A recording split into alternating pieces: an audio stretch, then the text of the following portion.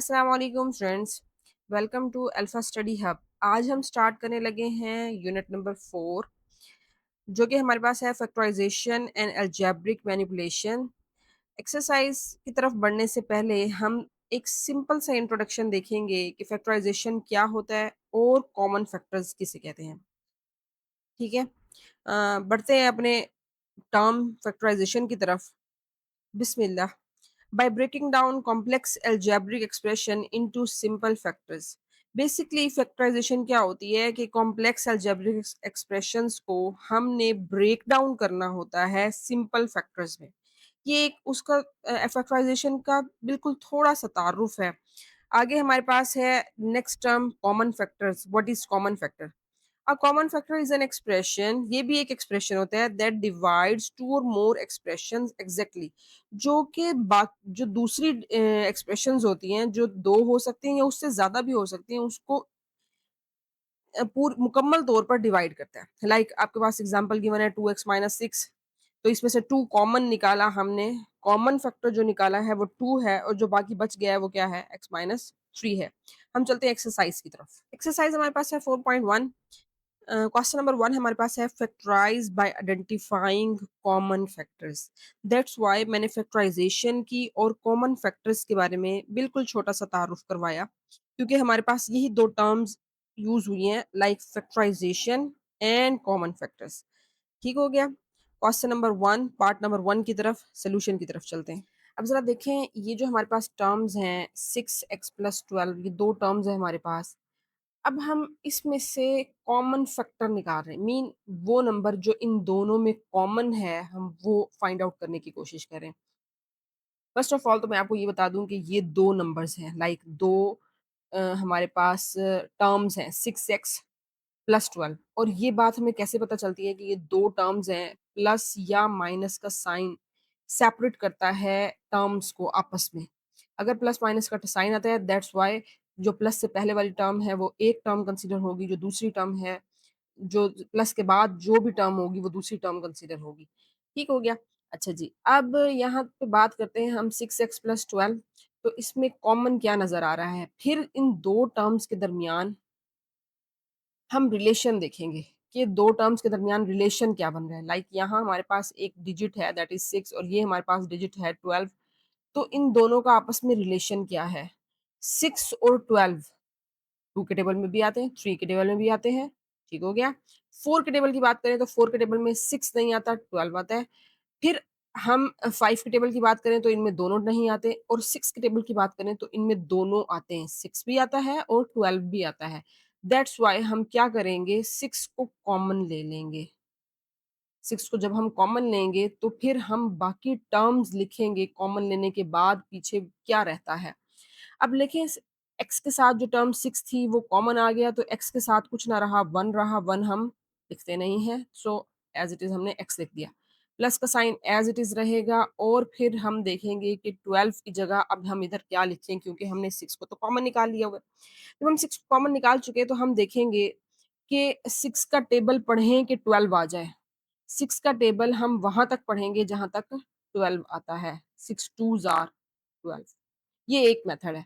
आप नहीं तो ये भी देख सकते हैं कि जो टर्म हमने कॉमन निकाली है उसको हम डिवाइड कर दें।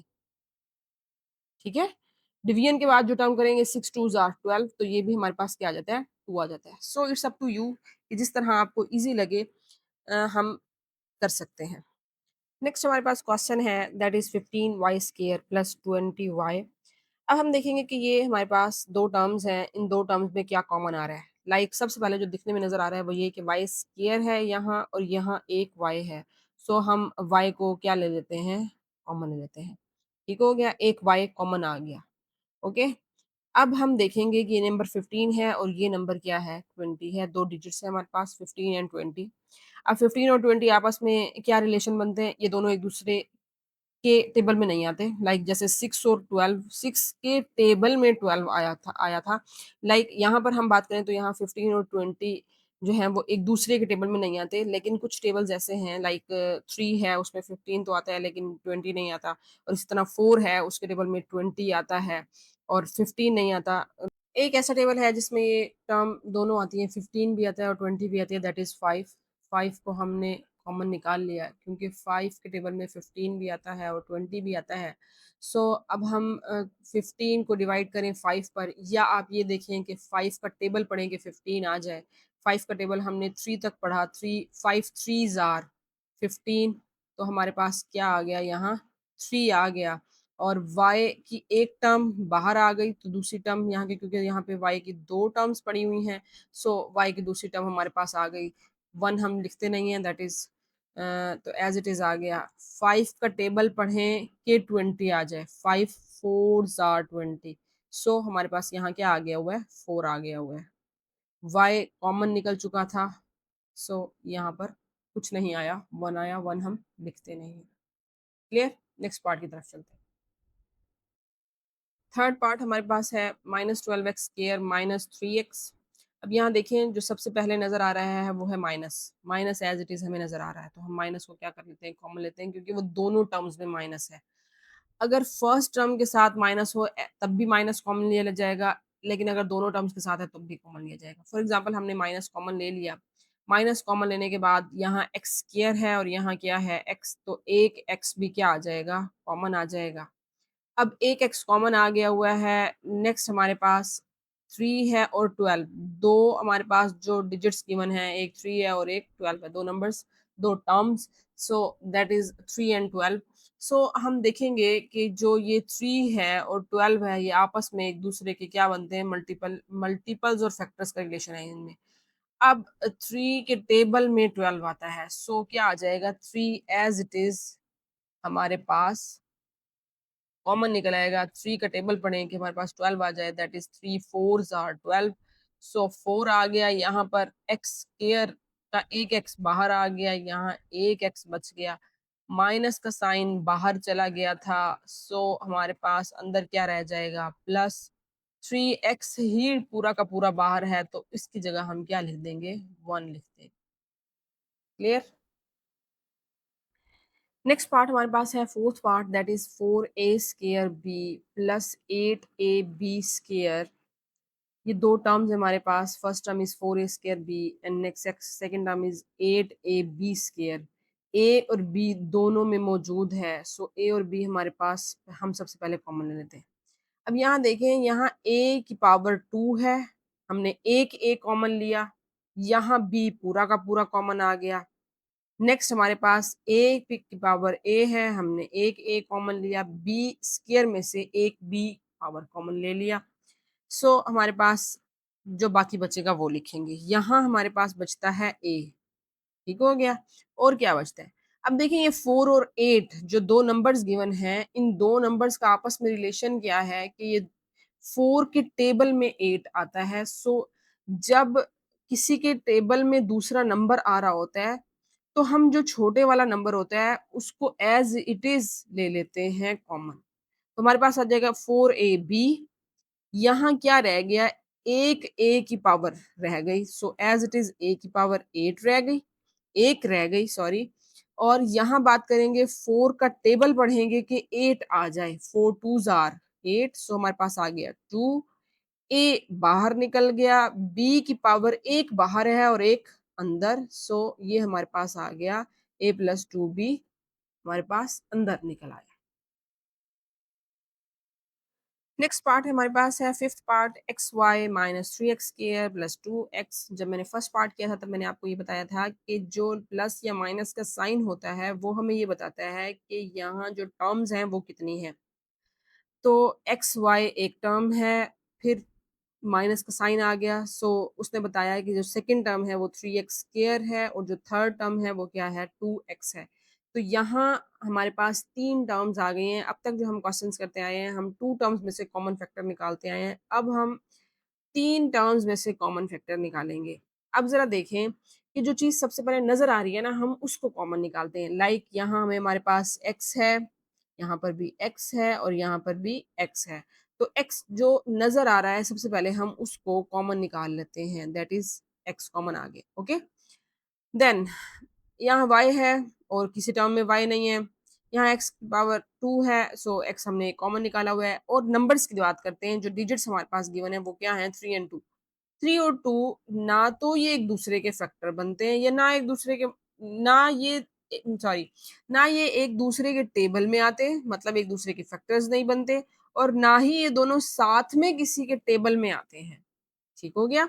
सो हमारे पास एक ही नंबर x है जो कि कॉमन हम निकाल सकते हैं। x हमने कॉमन निकाल लिया, जो बचता है वो बारी बारी लिखते जाएंगे। फर्स्ट टर्म में से हमारे पास y बच गया है, minus as it is. Second term में से हमारे पास 3x बचा है, x की एक पावर क्योंकि बाहर चली गई, प्लस लास्ट टर्म में से हमारे पास क्या बच गया है, 2 बच गया। क्लियर। तो ये हमारे पास आंसर है। लास्ट पार्ट की तरफ मूव करते हैं। लास्ट पार्ट हमारे पास, इसमें भी हमारे पास 3 टर्म्स इंक्लूड हैं, लाइक 3a स्क्वायर b एक टर्म है, सेकंड टर्म हमारे पास है 9ab स्क्वायर, थर्ड टर्म हमारे पास है 15ab। सबसे पहले जो चीज नजर आ रही है वो हमारे पास है ab सब में मौजूद है, ठीक है, डिफरेंट पावर्स के साथ। यहाँ a की पावर 2 है, यहाँ a की पावर 1 है, यहाँ a की पावर 1 है। सो इसी तरह यहाँ b की पावर 1 है, b की पावर 2 है, और यहाँ b की पावर 1 है। सो जो सबसे पहले हमें नजर आ रहा है वो ये कि a और b कॉमन है। हमने a और b बाहर कॉमन निकाल ली।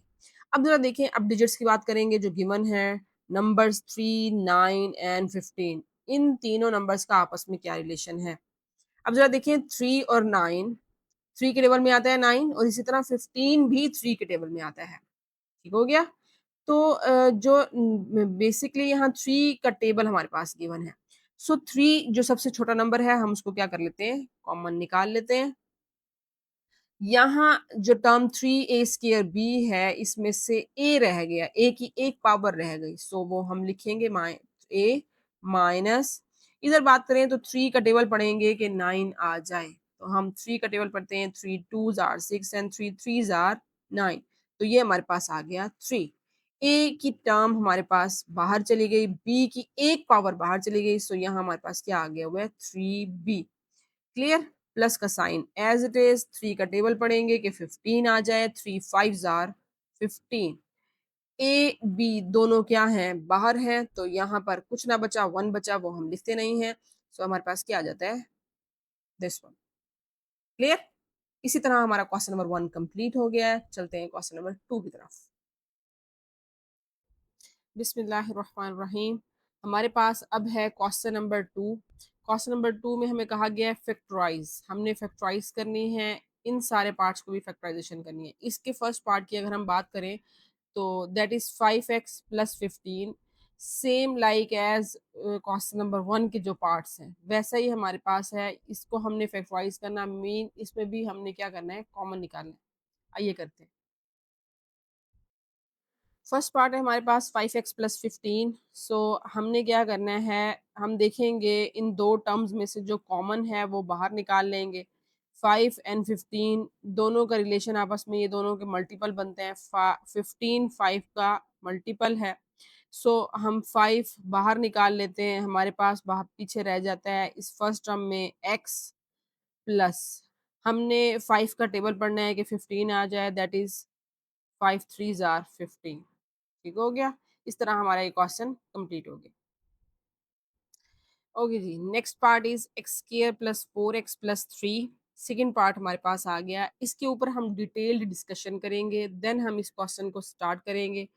आपने इस बात का खास ख्याल रखना है कि जो मैं अब बातें बताने लगी हूँ इसको आपने बहुत ध्यान से सुनना है और समझने की कोशिश करनी है। अगर आपको इस क्वेश्चन के इस पार्ट में अगर आपको 40-50% भी बातें समझ आ रही हैं तो इट्स ओके। जैसे जैसे हम आगे एक्सरसाइज 4.1 की तरफ बढ़ेंगे तो हमें यही पैटर्न मिलेगा। आप देखें एक्सरसाइज 4.1 में इस क्वेश्चन नंबर 2 के सेकंड पार्ट के बाद जितने भी आपके पास क्वेश्चंस हैं वो सारे के सारे इसी पैटर्न को फॉलो करेंगे। ठीक हो गया। तो आपने ये क्वेश्चन बहुत ध्यान से समझना है। क्लियर। अच्छा, अब जरा देखें कि ये क्वेश्चन हमारे पास किस टाइप का है। ये हमारे पास है, फर्स्ट टर्म है हमारे पास एक वेरिएबल है जिसकी पावर 2 है, सेकेंड टर्म हमारे पास है x की पावर 1 है, और यहाँ पर x नहीं है।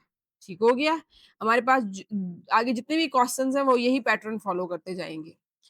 अब जरा देखें, जब हम इस क्वेश्चन को सॉल्व करेंगे तो सबसे पहला काम हमारा ये है कि हम फर्स्ट टर्म को इस लास्ट टर्म के साथ क्या करेंगे, आपस में मल्टीप्लाई कराएंगे। हम 3 को जब एक्स स्क्वायर के कोफिशिएंट के साथ मल्टीप्लाई कराएंगे दैट इज 1, सो हमारे पास क्या बनेगा, हमारे पास आ जाएगा 3x स्क्वायर। ये बात आप याद रखेंगे कि हमने थर्ड टर्म को फर्स्ट टर्म के साथ मल्टीप्लाई करना है। अब यहाँ पर फर्स्ट टर्म का जो कोफिशिएंट है इस एक्स स्क्वायर का वो 1 है, सो दैट इज हमारे पास 3x का स्क्वायर आ गया। और हमारे पास जो नेक्स्ट बात है वो ये है कि हमारे पास जो मिड वाली टर्म है इसको भी हम साइड पे लिख लेंगे। ठीक हो गया। अब हमने कोई सा एक पेयर ऐसा ढूंढना है जिसको मल्टीप्लाई करें तो 3x स्क्वायर आए और अगर ऐड या सब्ट्रैक्ट करें तो 4x आए। मल्टीप्लिकेशन से आना चाहिए 3x स्क्वायर और एडिशन या सब्ट्रैक्शन से आना चाहिए 4x। अब यहाँ पर क्योंकि प्लस प्लस का साइन है दैट इज हम सिर्फ एडिशन की बात करेंगे, हम सब्ट्रैक्शन की बात नहीं करेंगे। अब जरा देखें कोई से दो नंबर जिनको मल्टीप्लाई करें तो क्या आए, 3 आ जाए। हम थ्रू आउट किसके हिसाब से चलेंगे, टेबल के हिसाब से चलेंगे। लाइक 1 से स्टार्ट करते हैं, हमारे पास आता है 1 cross 3 that is equal to 3 1s are 3। ये हमारे पास एक नंबर आ गया जिसको हम, इसके अलावा तो कोई केस नहीं बनता, 1 क्रॉस 3 करें तो 3 आएगा या 3 क्रॉस 1 करें तो 3 आएगा। ठीक हो गया। तो सिर्फ एक पॉसिबिलिटी हमारे पास यहाँ ऐसी है जिनको हम मल्टीप्लाई कराएं तो 3 आता है। क्लियर। और इन्हीं दो को अगर हम ऐड कर दें तो हमारे पास क्या आता है, 4 आता है। ये मैं बात कर रही हूँ नंबर्स की, डिजिट्स की, जो हमारे पास 3x स्क्वायर गिवन है और यहाँ 4x गिवन है। अब जरा देखें, अब अगर हम बात करें कि 3 के साथ हम x, यहाँ मैं करती हूँ x plus 3x that is equal to 4x। ये मैंने बात की थी किसके हवाले से, नंबर्स के हवाले से, और ये मैंने साथ मिला दिया वेरिएबल्स को। ठीक है, यहाँ पर भी मैंने एक्स एक्स की बात कर दी है, वो मैंने बाद में की है। तो हमारे पास सिर्फ एक पॉसिबिलिटी है कि 1 को अगर हम 3 से मल्टीप्लाई करें तो 3 आता है और इन दोनों नंबर्स को ऐड करें तो क्या आता है, 4 आता है। अब आपने ध्यान से देखना है कि इधर हमने हमने पेयर ढूंढ लिया हुआ है, वो 1 और 3 का पेयर बना है जिनको हम यहाँ यूटिलाइज करेंगे। ठीक हो गया। तो ये पेयर हमारे पास आता है। अब लिखना कैसे है ये देखें। सेकेंड स्टेप जो हमारे पास, मीन जो हमारे पास फर्स्ट स्टेप है, उसको जब हम सॉल्व करते हैं तो हम कैसे सॉल्व करते हैं कि यहाँ पर जो क्वेश्चन में फर्स्ट टर्म होगी उसको एज इट इज लिखेंगे और लास्ट टर्म को भी एज इट इज लिखेंगे। क्लियर हो गया। First term as it is, last term as it is. ठीक हो गया। अब जो मैंने कहा कि 3x स्क्वायर के साथ मल्टीप्लाई होगा वो हम रफ में करेंगे पेयर को ढूंढने के लिए, यहां पर नहीं करेंगे। यहाँ पर first term as it is, last term as it is, plus अब जो हमने दो पेयर ढूंढे हम वो लिखेंगे। हमने क्या क्या ढूंढा है, 1 एंड 3, तो हम 3x को पहले लिख लेते हैं और 1x को बाद में लिख लेते हैं। तो 1x है, 1 लिखने की जरूरत नहीं है, तो एज इट इज हमारे पास क्या आ जाएगा, x आ जाएगा। क्लियर हो गया। ओके। अब मैंने ऐसे यहाँ क्यों किया है कि 3x को पहले लिखा है, मैं फर्स्ट जो जो बड़ा नंबर होगा, जो इन पेयर में से जो बड़ा डिजिट होगा मैं उसको पहले लिखूंगी। ठीक हो गया। अच्छा, अगर हम नहीं भी लिखते तो भी आंसर आ जाएगा, इट्स ओके। नेक्स्ट टर्म हमारे पास क्या है, अब नेक्स्ट टर्म में ऐसा है कि हमने दो दो पेयर बना लिए। जैसे हमारे पास ये क्वेश्चन था ना, इसमें हमारे पास दो टर्म्स थी और हमने इसमें से कॉमन लेना था। इसी तरह अब यहाँ हमने क्या किया, इस पूरे जो स्टेप है इसका हमने क्या कर दिया है, पेयर बना लिए। Like first term and second term को एक कंसिडर करेंगे, एक पेयर कंसिडर करेंगे, और थर्ड टर्म और लास्ट टर्म को भी एक पेयर कंसिडर करेंगे और इसमें से कॉमन निकालेंगे। लाइक हमारे पास हो जाता है x, इन दोनों में x कॉमन है, सो हमारे पास आ जाएगा x प्लस 3। क्लियर। प्लस अब इन दोनों में क्या कॉमन है, कुछ भी कॉमन नहीं है, तो हम 1 बाहर लिख लेते हैं। ठीक है, जहां कुछ ना हो वहां क्या करते हैं, 1 को लिख देते हैं, x प्लस 3। ओके। अब हमने ये जो दो दो टर्म्स को हमने एक पेयर बना के इनमें से कॉमन निकाला, ये हमने क्यों किया, हमने जब हम यहाँ थर्ड सेकंड स्टेप तक पहुंचते हैं तो इस सेकंड स्टेप में हमने ये करना है कि हमने अलग अलग से कॉमन निकाल के पेयरिंग बना ली। अब जो ये ब्रैकेट वाली टर्म्स है ना, इनको इनको सेम होना चाहिए। अगर तो ये सेम नहीं आ रहे, ठीक है? कॉमन निकालने के बाद सेम नहीं आ रहे, इट्स मीन इट्स गड़बड़ इन आवर क्वेश्चन सॉल्यूशन। तो हमारे पास ये जो हमारे पास ये टर्म्स आ गई है ना, तो इसको हम अब कैसे देखेंगे है कि ये जो प्लस का साइन है वो 2 टर्म्स के दरमियान है। इसका मतलब प्लस से पहले एक टर्म कंसीडर होगी, प्लस के बाद एक टर्म कंसीडर होगी क्योंकि यहाँ पे ब्रैकेट्स इन्वॉल्व है। सो हमारे पास यहाँ पर एक टर्म ये कंसीडर होती है, ठीक है?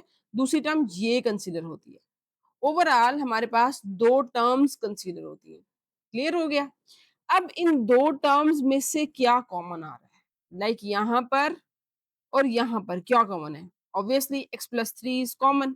तो हमने x प्लस थ्री को एक ब्रैकेट में लिखा, मतलब पहले लिख लिया, और जो चीजें रह गई उसको एक ब्रैकेट में बंद कर देंगे। क्या क्या रह गया? x और ये प्लस वन। थर्ड पार्ट है हमारे पास x square plus six x plus eight. अब देखिए सेम एज इट इज हमारे पास like second part third part है, इसकी हमने फैक्टराइजेशन करनी है। सेम एज इट इज जैसे हमने बताया कि जो ट्राइनोमियल एक्सप्रेशन होता है उसको हम किस तरह सॉल्व करते हैं। एक्स स्क्वायर है, देन एक्स है और एक्स की पावर कोई नहीं है, तो हम क्या करेंगे, 8 को एक्स स्क्वायर के कोफिशिएंट के साथ मल्टीप्लाई करेंगे, दैट इज 1। सो हमारे पास आ जाएगा 8x स्क्वायर। क्लियर हो गया? अच्छा, हमारे पास एक टर्म ये आ गई, जो गिवन टर्म है वो हमारे पास है 6x, तो एज इट इज आ गया 6x। अब हमने पेयर पेयर एक ढूंढना है, दो नंबर्स ऐसे ढूंढने हैं जिनको मल्टीप्लाई करें तो 8 आए, ऐड या सब्ट्रैक्ट करें, ऐड करें तो 6 आए। ठीक हो गया? तो हमारे पास हम फॉर एग्जांपल 1 से लेकर चलते हैं, 1 क्रॉस 8, 8 को क्रॉस 8 को 1 से मल्टीप्लाई करें दैट इज 8। अब इन दोनों को अगर हम ऐड करें तो हमारे पास क्या आता है, 9x आता है। सो तो 9 आता है, फॉर एग्जांपल 9 आता है, तो ये हमारे पास क्या हो गया, फेल हो गया। देन हमारे पास 2 को लेके चलते हैं क्योंकि 2 के टेबल में भी आता है, 2 फोर्स आर 8। तो हमारे पास ये पेयर ऐसा बनता है, 2 को 4 के साथ मल्टीप्लाई करें तो 8 आता है, इन दोनों को आपस में ऐड करें तो क्या आता है, 6 आता है। क्लियर हो गया? ये वो हमारे पास दो नंबर्स हैं जिनको हम मल्टीप्लाई करें तो 8 आता है, जो कि रिक्वायर्ड है हमारे पास, और जिनको ऐड या सब्ट्रैक्ट करें तो ऐड करें बेसिकली तो हमारे पास क्या आता है, 6x आता है। क्लियर हो गया? अच्छा, अब ये मैंने बात की है डिजिट्स की, इनके कोफिशिएंट्स की बात की है। तो जब हम बात करेंगे इन दो को मल्टीप्लाई करें, 2x multiply by 4x that is equal to 8x square, और इधर बात करें 2x plus 4x that is equal to 6x। ठीक हो गया? तो ये वो हमारे पास पेयर बन गया जो हम तलाश कर रहे थे, जो हमारे पास रिक्वायर्ड था। क्लियर? आते हैं अपने क्वेश्चन की तरफ। ये सब कुछ हमने रफ में कर लिया। So first term as it is, first step करने लगे हैं, plus last term as it is 8। अब जो पेयर दो ढूंढे हैं हम वो लिख लेते हैं। मैंने बात की थी लास्ट क्वेश्चन में कि जो नंबरिंग वाइज जो बड़ा नंबर होगा वो मैं पहले लिखूंगी। लाइक हमारे पास आ गया 4x प्लस 2x। क्लियर हो गया? देन इनको हम कंसीडर करेंगे। देखें, इसको हम क्या कंसीडर कर रहे हैं, दो टर्म्स को एक साथ कंसीडर करेंगे। अब ये टोटल 4 टर्म्स है ना हमारे पास, इन दो टर्म्स को एक साथ कंसीडर करेंगे और इन दो टर्म्स को एक साथ कंसीडर करके इनमें से कॉमन निकालते हैं। तो अब इन दोनों की बात करें तो इनमें से x कॉमन नजर आ रहा है, हम x फाइंड आउट कर लेते हैं। देन हमारे पास आ जाता है, इधर क्या रह जाएगा, x की एक पावर रह जाएगी प्लस, और क्या रह जाएगा 4। ठीक हो गया? प्लस इन दोनों में क्या कॉमन आ रहा है, अब यहाँ पे x तो कॉमन नहीं है, तो 2 और 8 है। 2 और 8 का आपस में क्या रिलेशन है, 8 2 के टेबल में आता है। ठीक हो गया? सो हमारे पास जगह 2 कॉमन निकाल लेते हैं, x एज इट इज आ जाएगा प्लस 2। जब कॉमन निकला तो 2 का टेबल पढ़ें कि 8 आ जाए, सो 2 4s आर 8। क्लियर? अगेन वही हमारे पास एडिशन का साइन है। जब एडिशन का साइन होता है, मतलब ऐड या सब्ट्रैक्ट का साइन होता है, वो टर्म्स को सेपरेट करता है। ये हमारे पास टर्म सेपरेट हो गई, ये फर्स्ट टर्म, ये सेकंड टर्म। अब एक टर्म ये कंसीडर होती है, दूसरी टर्म ये कंसीडर होती है। इन दोनों की जब हम बात करेंगे, इन दोनों में से कॉमन निकालें तो हमारे पास क्या कॉमन आ जाता है, x प्लस 4 कॉमन आ जाता है। ठीक हो गया? या आप ये कह लें x प्लस 4 को हम एक मरतबा लिख लेंगे और जो बाकी हमारे पास बचता है उसको हम एक ब्रैकेट में लिख देंगे, x प्लस टू एक्स और 2 के साथ जो भी साइन है वो हमने एक ब्रैकेट में लिख दिया। फोर्थ पार्ट हमारे पास आ जाता है x square plus 4x plus 4। Last part इस क्वेश्चन का एज इट इज हमारे पास जो लास्ट टर्म है उसको हम मल्टीप्लाई कराएंगे फर्स्ट टर्म के कोफिशिएंट के साथ, दैट इज 1। सो हमारे पास आ जाता है 4x स्क्वायर, ठीक हो गया। देन जो मिड टर्म है हमारे पास वो है 4x। अब हमने कोई से ऐसे दो नंबर्स ढूंढने हैं जिनको मल्टीप्लाई करें तो 4 है, ऐड या सब्ट्रैक्ट करें, ऐड करें सॉरी, तो भी क्या है 4 है। ये प्लस प्लस के केसेस हैं, दैट्स व्हाई ऐड करने पे बात आएगी। तो हम सबसे चलते हैं वन से लेकर चलते हैं, 1 क्रॉस 4 इज इक्वल टू 4। इन दो नंबर्स की बात करें तो इन दो नंबर्स को ऐड करने से हमारे पास 5 आता है, 4 नहीं आता। सो ये हमारे पास क्या हो गया, कैंसिल हो गया। सेकेंड टर्म हमारे पास आ जाता है, टू की बात करें तो टू के टेबल में भी आता है, टू टू जार 4, ठीक है। और ये दो को दो से मल्टीप्लाई करें तो 4 आ जाता है। इसी तरह हम टू और टू को ऐड करें आपस में तब भी हमारे पास क्या आता है, 4 आता है। सो टू एंड टू का पेयर हमारे पास परफेक्ट पेयर आ गया है जो हमारी रिक्वायरमेंट पर पूरा करता है, जिनको मल्टीप्लाई करने से 4 आता है, ऐड करने से भी क्या आता है, 4 आ जाता है। सो हम चलते हैं, अब हम बात की थी हमने डिजिट्स की, अब हम बात करते हैं एक्स के साथ। So 2x multiply by 2x that is equal to 4x square. Multiplication में पावर्स ऐड होती हैं।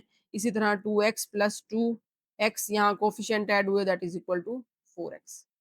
क्लियर हो गई बात। अब हम चलते हैं अपने क्वेश्चन के सोल्यूशन की तरफ। फर्स्ट स्टेप में हम क्या करते हैं, हम first term as it is plus last term as it is, ठीक हो गया।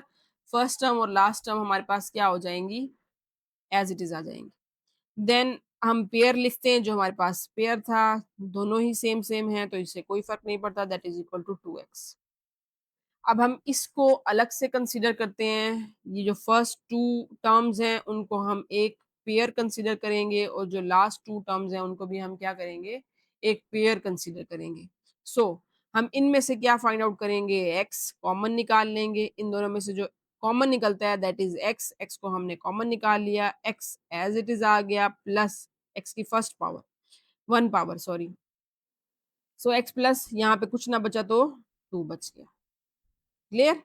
और यहाँ की बात करें, x तो यहाँ कॉमन नहीं है, क्या कॉमन है 2, क्योंकि वो क्या है 4 का फैक्टर है। सो 2 हमने कॉमन ले लिया, x प्लस 2 का टेबल पढ़े कि 4 आ जाए, 2 टू जार 4, ठीक हो गया। अगेन प्लस का साइन है हमारे पास, ये पूरी टर्म एक टर्म कंसीडर होगी और ये पूरी टर्म एक टर्म कंसीडर होगी, ठीक हो गया। तो इन दोनों टर्म्स में जो टर्म कॉमन है वो क्या है, x plus two. X plus two यहाँ पे क्या आ रहा है, कॉमन आ रहा है। और जो ब्रैकेट के बाहर टर्म्स हैं उनको भी हम क्या करेंगे, ब्रैकेट में कर लेंगे। इस तरह हमारा ये क्वेश्चन भी यहाँ तक कंप्लीट होता है। क्लियर हो गया। मिलते हैं नेक्स्ट वीडियो में क्वेश्चन नंबर 3 एंड 4 के साथ।